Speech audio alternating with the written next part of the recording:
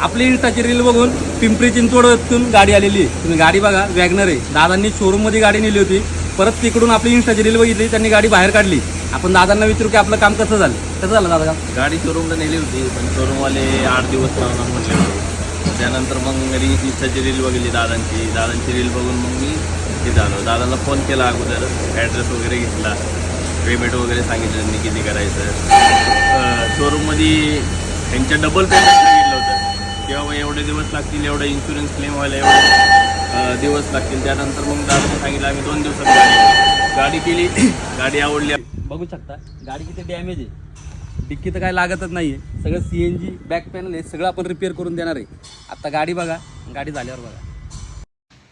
दादाने आपल्याला फोटो पाठवला व्हॉट्सअपला. दादांना सांगितलं सगळं मी रिपेअर करून देतो, काही चेंज करायची गरज नाही आहे.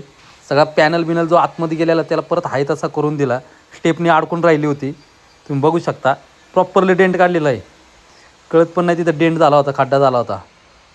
तुम्ही बघू शकता. मी डिक्की ओपन करून दाखवतो तुम्हाला.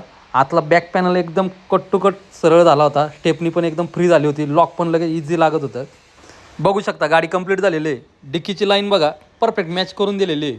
कळत पण नाही की त्या गाडीचा एवढा मेजर ॲक्सिडेंट झाला होता. आणि फक्त 3 दिवसात गाडी आपण त्यांना कंप्लीट करून दिलेली आहे. हे बघून दादा खुश झाले. त्यांनी त्यांच्या मित्रांना शेअर केलं. तुम्ही करा.